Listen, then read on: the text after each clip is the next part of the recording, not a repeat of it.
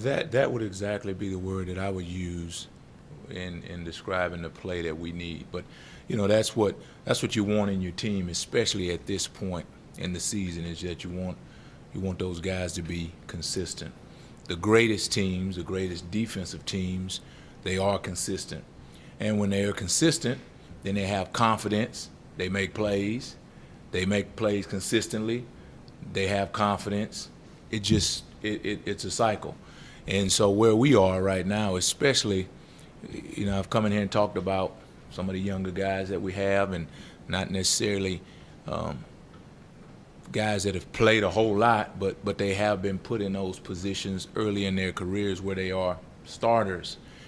And so you just drive as a coach for the consistency, and that's our job, as coaches, is to continually push these guys at practice to give you and to give the defensive team, the same effort and intensity and success at practice, so that you can take it, into the games.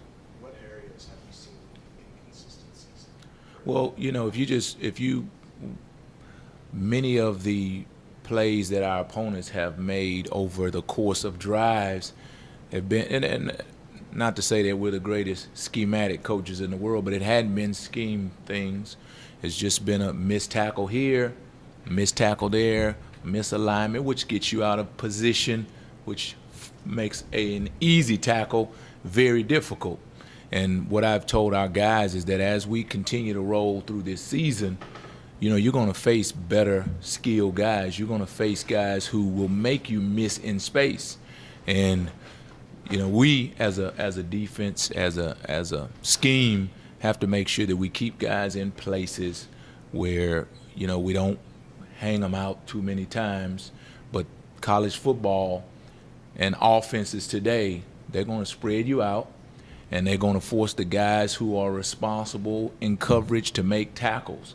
And we're not going to ask Mason Gentry to come out and make a tackle that Rodney Clemens, that Jordan Wyatt would have to make. So we understand, and those guys understand, exactly what the challenges are, because either you're out there playing or you're watching somebody on TV have to make a tackle in space. That's just the life that we live. But I think the guys we've talked about, guys like Mikael Onu and Jordan Wyatt, and the successes that they've had, well, the best way that we can improve the play of those guys is to keep pushing them and continue to set the bar high. And when you're doing things the right way, eventually you'll reap the results. But they're in a struggle right now. So you guys talked about wanting to improve 1% every day, but during the bye week, what was the focus on, in specific areas where you wanted to see the defense improve? Well, we focused on the things that, as a staff, what we did is we went back and watched all the inefficient plays. So we wanted to know, as a staff, what happened on this play. A lot of times we missed a tackle. Now, do we work on tackling? We work it every day. So to our players, okay, we work on this every day. There's emphasis on this, so it should come to light in the game, And listen, we have good players. We have young men who work as hard as anybody we've been around. And like I said earlier, when you're doing the right things, it's not always going to be like you want it to be. So if you're doing the right things, if you care about it, then you have to just keep doing it. We've said that since we've been here. And I was about to say, Lord knows we've had some failures in things that we've tried to do, but we see progress. We see progress. This defense, these young men, offensively, special teams, we've gotten better. So we're going to stay the course, and we're going to keep pushing them, and we're never going to be satisfied. But we're going to call out the inconsistencies as they are, and we're going to get better. From you talk about the bye week. We watch those plays which were inefficient. We let our players see those plays, and we talk through what happened here. We talk through how can we be better, because what you do is you end up getting into the season and you look up and it's game 11, but you never had an opportunity to look at yourself, to self-reflect, to see if you could be doing more as a player, as a coach. And that's kind of what this bye week was for us. It was more focused on us to determine how can we, for the rest of these games, how can we be better. And that we do that every week, but to have a bye week gives you an opportunity to really dive in to who you are, not who you say you are, but who you have been, on video. What would you say have been the biggest surprises this year on your defense?